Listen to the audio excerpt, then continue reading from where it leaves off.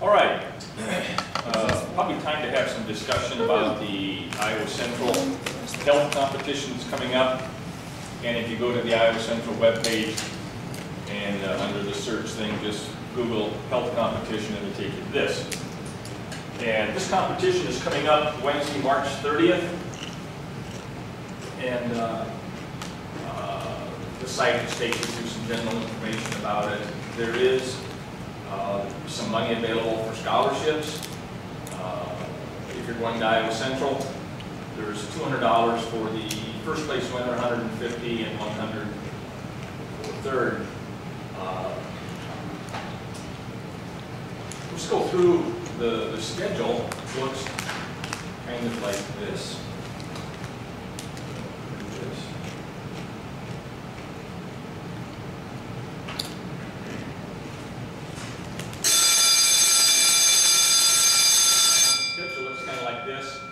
So I imagine we'll leave at 7:45 in the morning or something to get out there by 8 o'clock. They have coffee and rolls. And then there's an orientation session after that. And then 8:45 is the first test. The first test, you could choose to take the medical terms, medical math, A and P, one of those three. And there's a meeting for the high school instructors then too. During the second period, you can see the tests that are listed there. And then the quiz whiz all starts at 11 o'clock. And after the quiz whiz, then there's lunch, free lunch out there. And so there's a free lunch and an award ceremony after that. Anatomy and physiology, I've had students do very well in that over the past couple of years, and you guys fit that category, you can do well too. 2014, we took first, second, and third, and last year we took second and third, some ringer from Southern California, in my nemesis out there. But what you're doing is you're competing against other students from high schools like Humboldt, Eagle Grove, Southern Calhoun, Jefferson, Webster City, I don't know, 10 different schools. And it's, so this A&P test is students are expected to exhibit their ability to identify, define, and apply concepts of anatomy, physiology, and nutrition on a 70-point multiple choice exam. Okay? And we're saying that it's about 50% anatomy, 20% physiology, and 30% nutrition. This is the textbook you're using. This whole human anatomy physiology is the same one you use at Iowa Central in the 13th edition. Is this something that you would spend a lot of time studying for? Probably not. Is it something that you maybe would look over your notes prior to? Probably so. You know, it wouldn't be bad to spend a couple hours maybe just flashing through your notes and kind of reminding yourself of things that happened early in the semester, early in the year. Nothing on there about the CAT as such, nothing on there about dissection as such, you know. But, so there's 40 minutes for that exam. Medical math is not something that anybody is teaching, okay? There's no course out there in medical math. And actually, senior high has had students place first, second, third in 2014, 2015, both. And it's just, they were students that like math and do well. And it's a lot of conversions, related symbols, abbreviations, inverse square law, mathematics convert problems of weight, volume, temperature by responding to 40 multiple choice exams. And it gives you the conversion charts.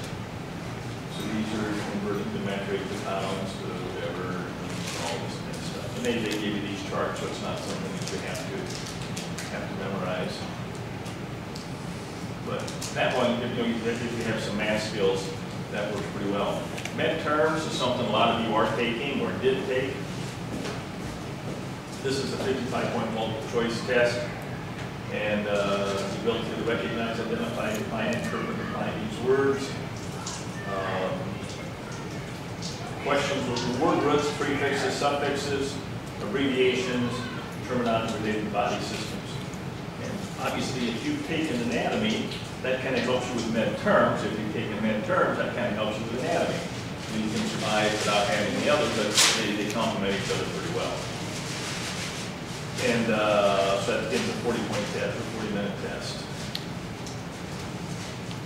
Health display is, I don't really know too much about it, but you are given 60 minutes of work time to make some, some art materials. And I don't know if you bring your own stuff or what you do, but you end up making a poster about abuse or nutrition or tobacco or something. I guess. Never really had anybody get too serious about that. Patient care skills. St. X teaches a CNA kind of class, don't they? Yeah. And this would be for the CNA kind of skills. And I don't know if that applies to you people or not. How you handle patients, range of motions, positions, beds, those kinds of things are part of the CNA.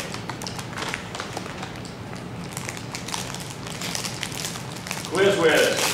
Now we're getting serious. Okay? Quiz Whiz is a thing where you sit as a team of 3 or 4 members, probably the more the better, and somebody asks you questions, statements, definitions, and when you know the answer, you hit your little button. And then you're given 5 seconds to confer with team members and answer your question. Southern Cal, nice kids, nice people. Let me just say that I have a pizza. And you could probably talk me into more than a pizza for the winners of the Quiz Whiz. We had 3 or 4 teams. We had a team place 3rd. But yes, sir. What's on your mind? Extra credit? Oh, No, I want a pizza. It's probably involved in food. No, definitely. I like food. You like food? So it's, all things are negotiable, maybe except extra credit. I don't know that extra credit's available, but Pizza. food certainly Poncheros. is available. Okay? Yeah, we need to take a stance here. We need to, I think maybe Southern California, they must have their own little practice buttons, and this must be what they do all year long in anatomy is teacher asks a question and they hit their button and answer it. We should get some. A lot of this is just the idea of being bold. You just have to be bold enough to jump in. I think, bam, hit your button. You got 5 seconds to think about it. But so we got to get the Quiz Whiz going. That's the big deal. There is an internet treasure hunt. If someone likes to search for things, I'm assuming health-related things on the internet, there's a test for that. I don't know really too much about how it works, but these directions there if you're interested. Again, you work as a team. There is a team unity competition. I've never played with this too much, but these are students that demonstrate school spirit, teamwork, and positive attitude toward their teammates as well as others. So that's kind of he didn't win the Quiz Whiz award. Yeah, 2nd place. You're not nice people. It's like the There's sports nothing wrong with being award. nice people. It's good to be nice people. It's like the participation award that they give all the little kids in soccer. Correct. You're all the MVPs. As far as that goes, it's not a uniform day out there. In fact, they do not want you to throw it. All right. No, They're I'll tell you also later. an essay scholarship. And this is for someone who's attending Iowa Central, going to pursue a career in nursing, radiology, dental hygiene, medical assistant, EMS, MLT, and fire science. And you people are in the process of doing these kinds of things. Fire science? Be a firefighter. Oh. Okay? So, here you have to complete your application form, which you think you've already done already, recommendation from someone and me or someone else, and then a 500-word essay. Nope. You're probably writing these kinds of essays already in terms of why am I interested in healthcare, how do I plan to achieve my goals, that type of thing. And this is due by March 21st. So, that's the program, guys. I printed up a copy of the schedule. And I printed up a place for you to write down last name, first name, what test you're interested in first session, what test you're interested in second session, and who your quiz team members are. And I'm not twisting arms and thinking that everyone has to go, but I want a lot of you out there. And I want to win this thing. We're gonna win. We're going to win. You don't need Is And senior high going to this? This is a Yeah, I'll Wednesday. bring it down. Is senior high That's going to what this too? So will we with them, or will we are separate teams? You'll be a separate team. What's- You'll be representing St. Anne's. And then they'll be representing. And I will have my split shirt on. Okay. Did I tell you about my split shirt? Have one? Yes. I don't know. St. Dodge Fort Edmonds. Okay? And you don't Just necessarily have it around have and have it come back. I don't wanna do like. to, you don't necessarily have to make up your team right now, but it's fine if you do. Okay? Should we read it? Yeah, we're gonna You ready? All right. Sure, why not? The other part of this, I don't know for sure what I don't know how to disable my ad blocking software, but I didn't even get this far with this senior high. I couldn't even different thing you even want to play, but we can talk about it. A couple, Do you want? married couple, You wait till I'm done. nice looking people. As you see, he has his Purple Heart on. The roadside bomb took a leg. You don't see that, but he has one prosthetic leg. Also, as it says, blew away one of his testicles and damaged the other one. And so he and his wife are not able to have children. So he's making some testosterone, he's making sperm, but not enough. Okay? And it takes,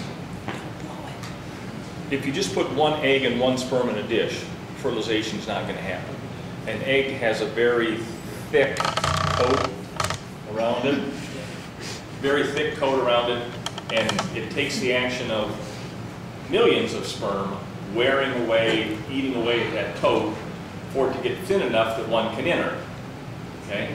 Well, but there is a procedure here, in vitro fertilization, IVF, that could help this couple. And what they actually do there is take the egg and hold it, and you're talking about something pretty tiny. In the meantime, they've taken one of his sperm and they put it into a little micro pipette type of thing, a little micro syringe, and they actually inject that into the egg. So they take a single sperm and put inside the egg. Okay? So it's not the traditional in vitro fertilization we talked about earlier, but it's similar to it. Well, they did this, and it did not work the first time, and it was probably the worst day of my life, okay, she says. And they tried it a second time. For whatever reason, she woke up at 4 or 5 in the morning, gave herself a pregnancy test, and said, I'm pregnant, and he thought that was a pretty good wake-up call. The issue with this is that the current law, as a part of the anti-abortion thing, and this is not related to abortions, okay? Remember we talked about Catholics are not excited about the in vitro fertilization because you have some leftover embryos. Here, you don't have leftover embryos, okay? This is one egg, one sperm. It's not putting everybody in a dish like it was before. So, I think there just appears to be some confusion here by the people that are making the laws. In his case is a little different from some of the others too. But it says we have 1,800 veterans who have suffered damage to the reproductive organs that, where all their health care, the rest of their life. I mean, this guy's fought for the country and he's got a prosthetic leg. All of that's covered by the Veteran Affairs, except for this reproductive health. Okay? And as it turns out, in their case, his wife does have a teaching job, and so her health insurance from her teaching job covered the $25,000.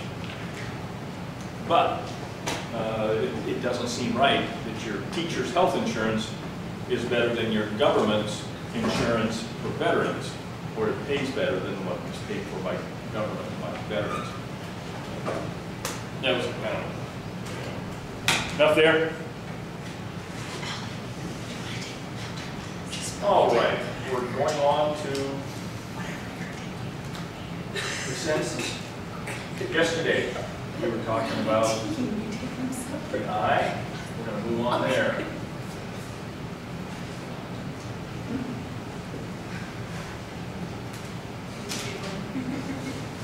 How long?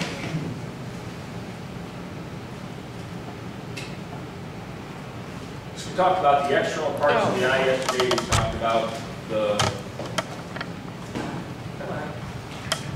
There we are. Talked about the eyelids and the eyelashes and the eyebrows and that kind of thing. And we were just getting ready to move on from there. So,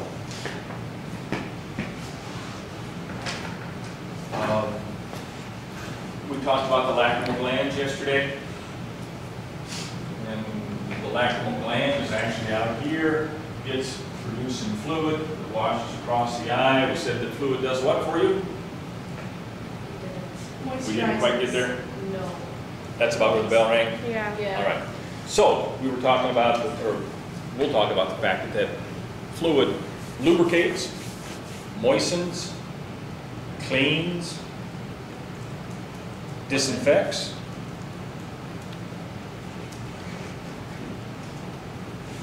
You've had occasion to taste tears. They taste Salty. salty. And that saltiness is the result of an enzyme, don't worry about it, it's called lysozyme, a little enzyme in there that, it's not a perfect disinfectant, but it's decent. It's a decent disinfectant. Whoop, excuse me.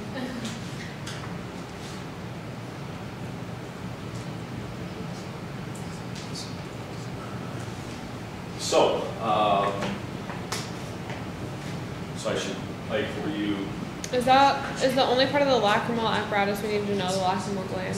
lacrimal glands, and then this lacrimal duct leading down into the nose. So that stuff that drips out of your nose, if you're outside on a cold, windy day, is it mucus or is it tears? Tears. Is it snot or tears? Tears.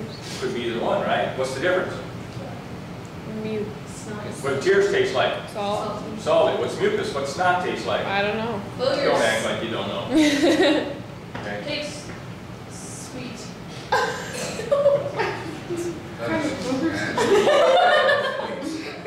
Note, to each his own. The senior high kids think we're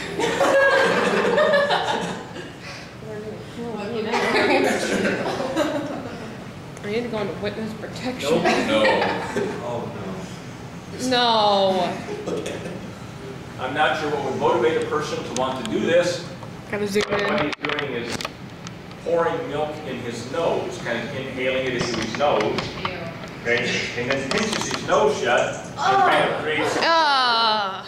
and now milk is going backwards through the lacrimal duct into the corner of his eye. Would that be bad for you? I don't know why necessarily. How many views does this have? It's creepy. What's Wait. this one? Oh, he's going into the other. two. Well, Let's go. I don't know that he necessarily can do it to one eye or the other. I think it's probably a both thing. Does one nostril lead to one eye? Or do No, both one nostrils? goes to each. Ah! Can we try that? On your own time, you're welcome Making to my do it. eyes water. What? Making my eyes water. Mine too. So we need to know the lacrimal duct. Yes. And what does that do? Yeah, lacrimal duct. Once in a while you hear about a little child born with these ducts. Of course, on a little kid, the ducts are small. And you hear about those ducts being plugged so that tears don't drain into the nose. Like that's happening right now. Every time you blink, things are washing across, running down through this tube into the nose and evaporating.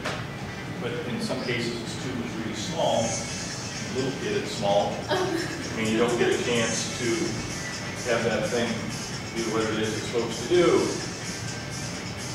For this milk guy, squirt. Okay? All right, another thing that you sometimes see here,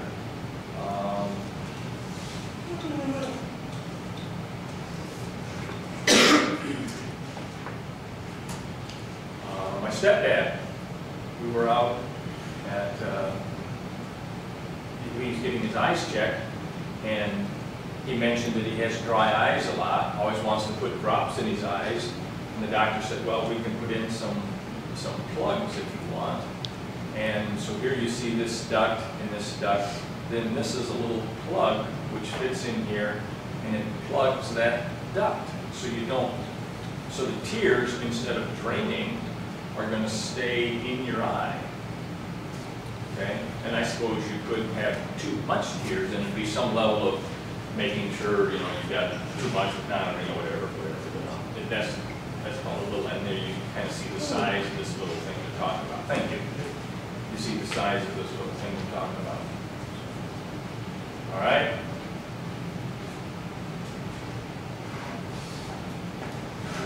You have some extrinsic muscles.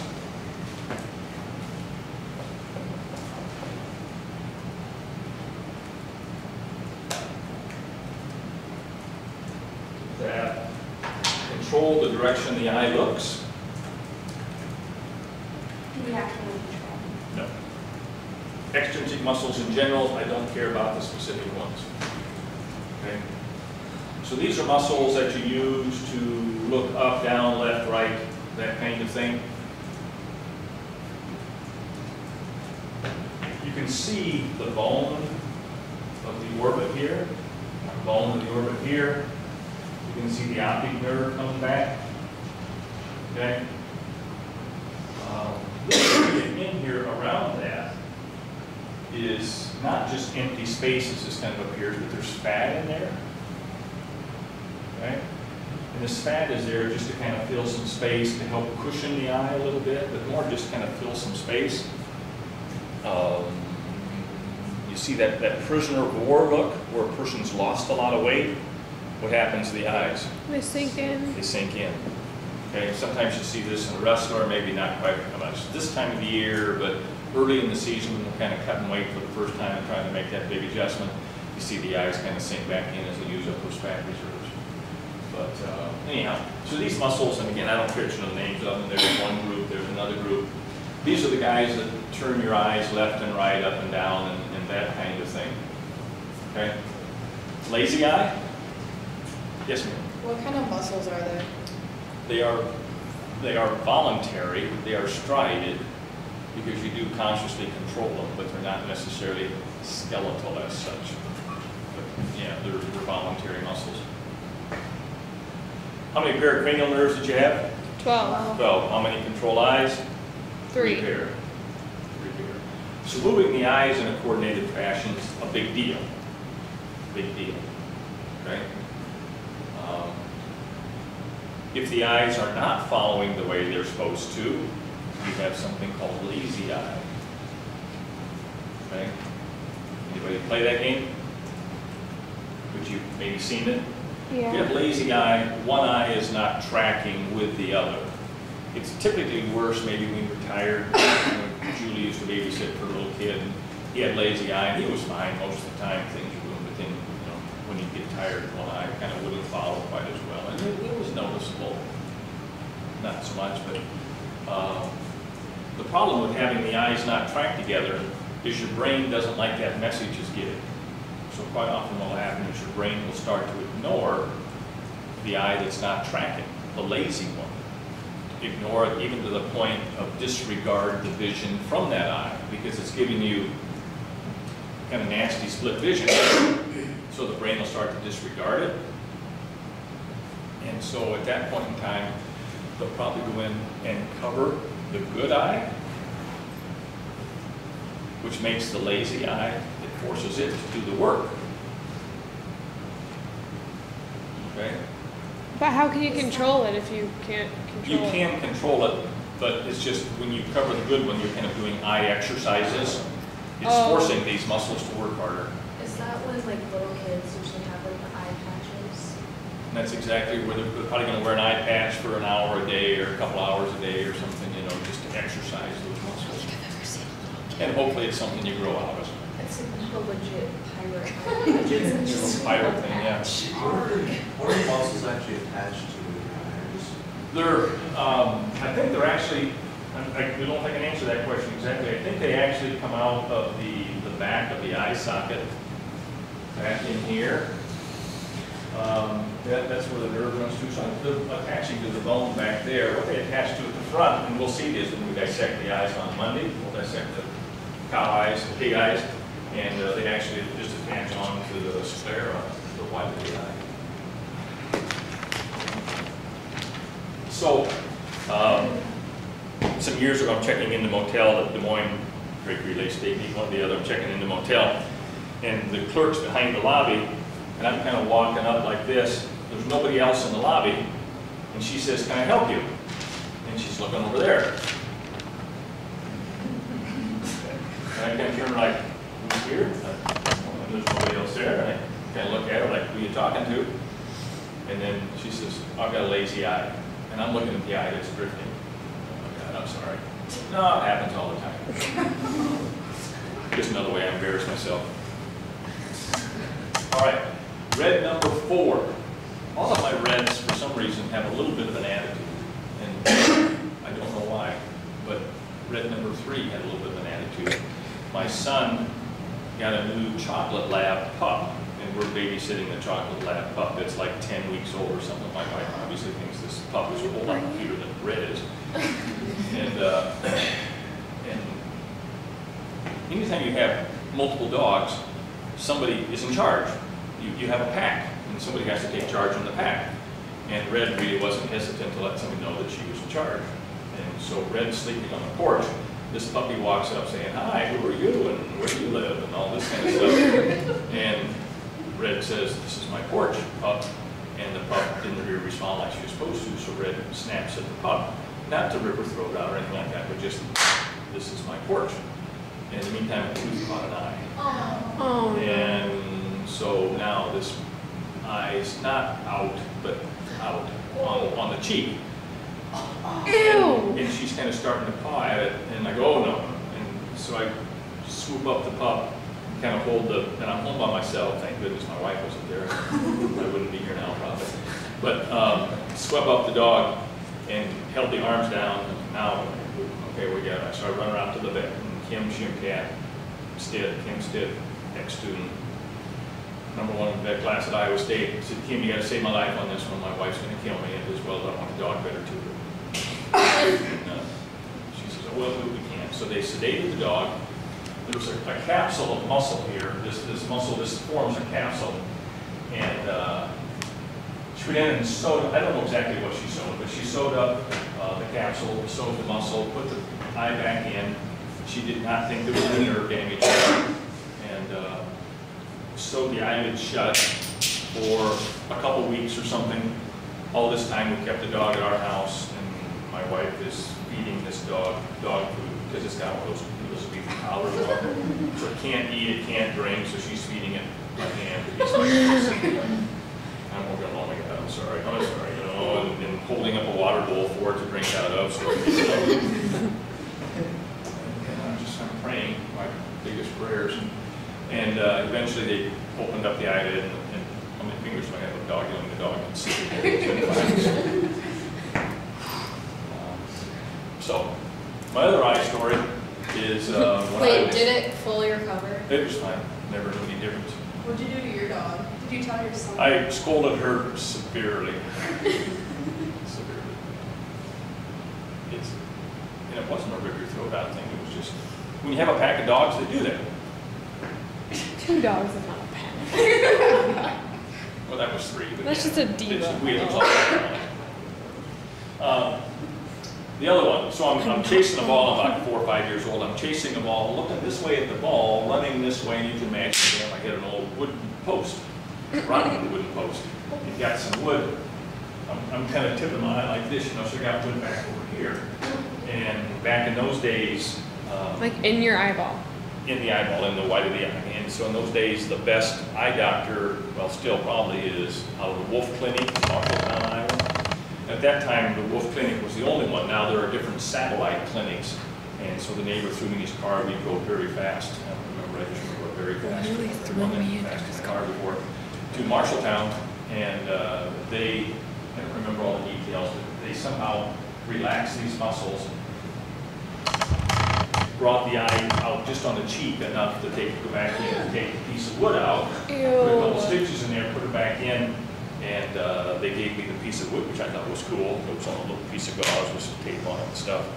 They gave me a little piece of wood, and the eyes were fine. Do you still have it? I don't think so. I thought about that earlier. I haven't seen it for years. But anyhow, so there's a little bit of flexibility there.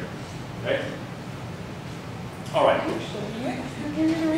It doesn't show up in this picture. Page 33 in your book.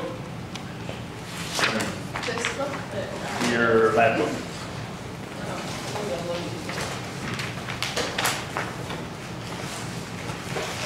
No, it does not show up there either. I'm sorry, it does not show up there. I need to back up here. Back to this here. I'm sorry, this is not in your lab book. We'll leave it out. We're going to get there in a minute. The conjunctiva.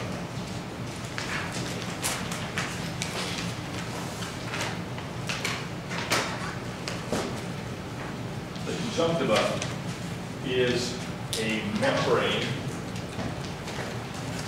Does not cover the front of the cornea. Does but not? It covers the white of the eye and the inside of the eyelid. So this membrane right here is the conjunctiva. The front of the eye, the inside of the eyelid. And the conjunctiva becomes noteworthy when you get conjunctivitis. Meaning Inflammation of the conjunctiva. inflammation of the conjunctiva, commonly called pink eye. Okay? Wait, what? So pink eye Conjunctivitis?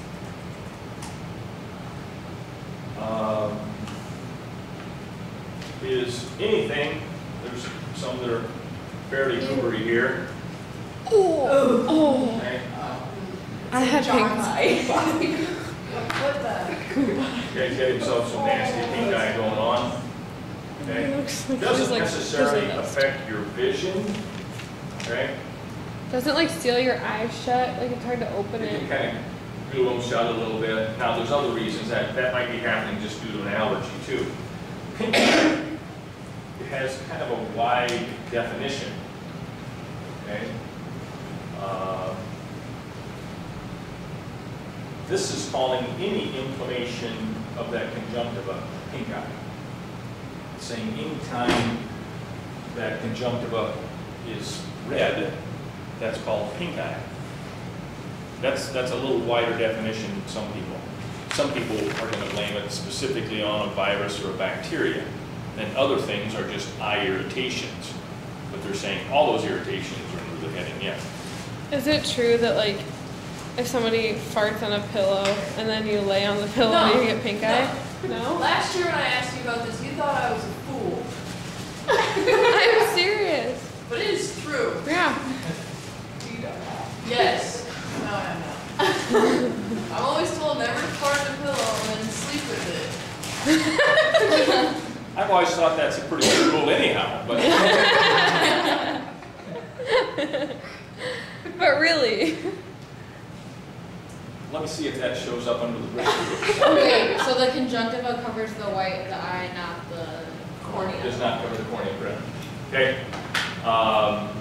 They're saying that it's commonly caused by bacterial or viral infections or an allergic reaction. So it kind of depends on what you might be allergic to. Symptoms are just going to be, you know, the redness, the itchiness, kind of a gritty sort of feeling. You may get some discharge in there, some tearing. Causes. Farts and pillows. It talks about viruses and bacteria. It does talk about allergies. It talks about a chemical splash or a foreign object. So farts on pillow. Stretch, that is really a stretch. A chemical splash of farts. Ew. That's disgusting. Talk about any body secretions. It says chemical splash. Maybe if you're allergic to farts. Chemical odors, any body odors or anything. Biggest thing about the viral and the bacterial ones is that they're very communicable. One little kid in first grade gets pink eye, and he's rubbing his eye because it itches a little bit, and they walk down the hall holding hands with somebody else, and the other guy then is rubbing his eye, and what do you got in your eye? Well, I guess I got it too, and it just spreads all the way through first grade and everybody. And this complicates life a little bit because if you're taking the kids to daycare or something, why you're limited there, what happens. But anyhow,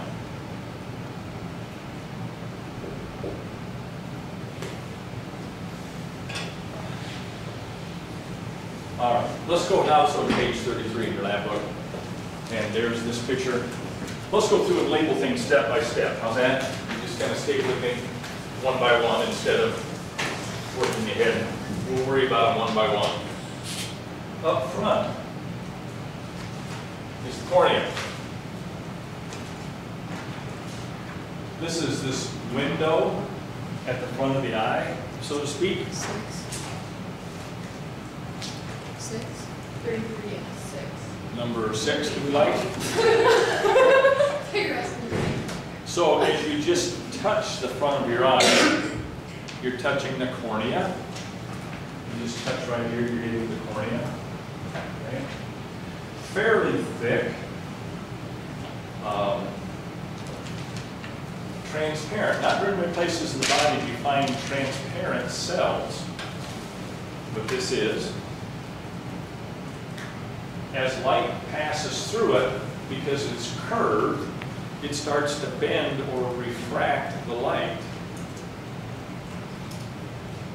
And I've got an example of that sitting right here. As you look at this brain, it appears to pretty well fill. I mean, it looks big in there, doesn't it? Because you're looking through curved glass. As you look at it from above, does it look as big? No.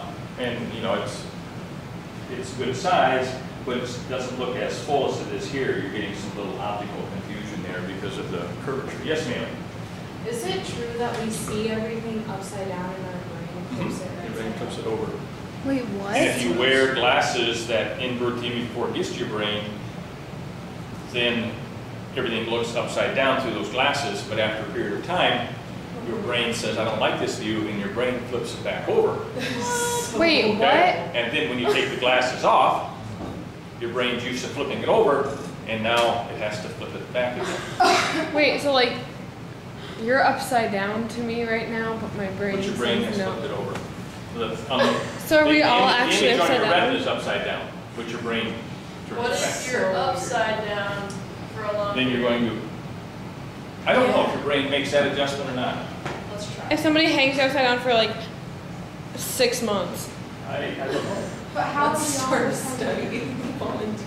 Mr. Long, we need to hang you from the ceiling for 6 months. Let me know how that comes out. All right. This is supposed to have a nice, consistent curvature to it. Sometimes it doesn't have that nice, consistent, might have a little flat spot or irregularity in it, which is called an astigmatism.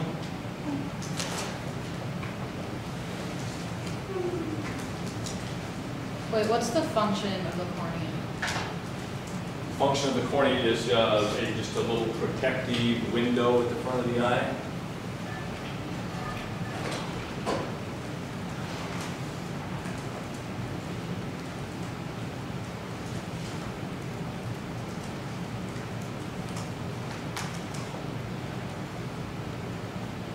So, these are not Can I have a new real pen? severe, but this Can I is have a a new pen? normal eye, light coming in, Pen guy, normal my cornea. pen. The light rays converge, they hit your focal point at the right spot and everything, it looks good. This one is showing you a little bit of an irregularity in the cornea, but it doesn't take much. And light goes through there, and when the image hits your retina back here, it's out of focus. Now, I'd be surprised if somebody here does not have an astigmatism. How many astigmatisms do we have? A little bit? A little bit. Are you wearing contacts for it then? Yeah. Okay. As a part of testing you for your astigmatism, no one has astigmatism with glasses? Oh, bonus. Here we go. Put your glasses on, please. Which eye is your astigmatism in? All right, cover your left eye. And so the question becomes, which line over there is not like all of the others? Which lines are not like the others? Darker, lighter, those are your... They all look the same, you're saying? It's not very bad. Okay, and that's fine. What happens with astigmatism is someone will say, well, these right here are fuzzy or something, they're out of focus. So then what you do is you say, which one's out of focus now? And they say, well, it's right here, which says it's not hard, it's your eye. Okay? And Okay, I'm done. you end up then with things being a little I zoomed wacko in, I here. zoomed in the wrong way. Okay? And it depends, on, it could be this is how life is supposed to look, and it could deal with your horizontal focus, it could deal with your vertical focus, or some combination of all of those. So yeah, there's a lot of variation. So you wear glasses for that, and they put your lens out here. And the lens has some special grinding right here, so that when you put the lens on, as the light goes through there, it hits the area where the cataract is, and excuse me, where the correction is, or where the astigmatism is, it makes the correction. But two of you are wearing contacts then for your astigmatism? Contacts you're wearing? No, Or you just it's did really it out? minor. So did you see anything when I did this? Which eye, do you know? I don't know. Not even for sure. Just eventually I'll have to get glasses. Okay. That's what the eye doctor told me. But you get by with it. Okay? The problem becomes when you put in contacts. Now, the contact correction has to fit over top of where the astigmatism is. So, we'll see if you can give me the right answers here. When you put in your contacts, you care about left eye versus right eye. Yeah. You care about up versus down. Or do you just put them in? I just put them in. And when you put them in, is your vision corrected immediately? Usually. Or do you want to think about that answer for a little bit? Sometimes I have to Oh, sometimes you have to what? like, take it out and put it back in. Oh, you want to think about that answer a little bit more. Would it be correct that sometimes when you put your contact in, you have to blink a few times? Yeah. Ah, that's the correct answer. Oh, okay. You've been sitting over quietly all this time. So you have an astigmatism, and you put your contacts in, and you have to blink a few times? Thank you. I was going to get you there. I just wasn't quite there yet. But what you're wearing is called weighted contacts. Have you heard that word? Okay. Weighted contacts. It's when you put them in, you don't worry about up or down. You just put them in, but then you blink a few times, and I don't know if the weight, if weight is quite the right term, but they turn to where the correction's on the right spot of your eye, and then you're fine. Which means I assume, I don't know if this is a fact or not, but if you would tip your head to the right, you're laying on the couch watching TV, and you blink your eyes a few times, I would think maybe your contact would roll and make things fuzzy. That's your assignment for tonight. It would have the same effect as taking your glasses and turning them like this, but whatever. All right. Some people decide that they don't like wearing glasses. And it is an option. to have a LASIK surgery. And typically what this involves is, LASIK is a scam. yeah, some people say it is a scam, but that, whatever. Looking for Guy, where is he? I've been LASIK. All right, I'll use this. This is not the one I want, but I'll use this one. I found a different one with a different guy in it. What they do is, you're laying here, you're fully Ew. awake. No. They No. have put some eye drops in your eyes, so your eyes stay moist. They've got some little clips there that keep your eyes from closing, and they put some anesthesia on your eyes, so you're not going to feel anything, but you're wide awake. You can see that then? Yeah. So there's two different styles. This is not the style I wanted to show you, but one style shows them putting a little plate across your eye, and there's a hole in the middle of the plate, and they lay that across the surface of your eye. Then they run a little cheese slicer kind of thing across there, which cuts off a very thin flap. And they pull that flap out of the way. This one's a different technique. Cut your eye out. This guy is going to take a little, kind of a little scalpel kind of thing. And Where's the scalpel? here it comes. Oh, So no. there's a little hook on the end of that. And what he's doing is cutting a very thin layer around the cornea. But he doesn't go all the way around. He just goes about 7/8 of the way around or so. And then he's going to come in here with a little tool, a little probe kind of tool, and he's going to lift that little flap off and fold it out of the way. And that's what he's going to do now. Is this what they listen to? He's lifting this little flap off and fold Whoa. it back. And once that flap is folded back, then they're ready to get the laser out. And you're awake this whole time. I never You're knew awake that, and he's though. saying, hold still. You're telling you, being told to hold you. You're giving you, you keep looking at this off. Oh no. Okay? So now he's holding the laser. Good boy. Now they're going to come in with a laser. Now the laser's there, and the laser's going to do its work. About 15, 20 seconds of What does that. it do? And that reshapes the cornea. Okay?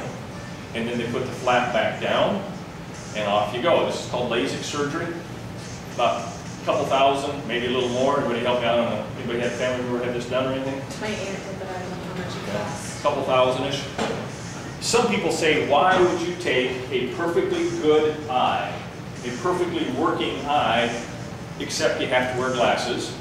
Why would you do this? Now they're putting the flap back down there. You're basically done. Okay? Why would you take a perfectly good eye and do this that has a minor risk of a problem? Okay? And maybe the risk isn't that high, to be honest with you. Comments? We'll answer. Yeah. What's the flap that they take The off? flap is just it's kind of like taking the epidermis off your skin, then working on the dermis, then putting the epidermis back down. It's just a very thin section. That's why the other one that I've seen before, they use it looks kind of like a cheese slicer, and it just slides across the surface and then folds off. But they reshape and of course the real working part of this is how long do you put the laser on, how does the laser do it? But that's, yeah. Can you do that for old age, like, I'm can you sorry. do that for old age vision, like, Are you saying old age presbyopia? I don't know. The typical old age vision is presbyopia, and this would not work there because presbyopia is a difference in how the lens flexes and loses flexibility. So no, it would not work for wearing bifocals. My aunt had it done, but it doesn't stop your eyes from like needing reading glasses. Correct. You would, because reading glasses is coming from the lens. That's a different animal. Okay. So this would keep you from having to wear glasses for distance vision. See you tomorrow, guys.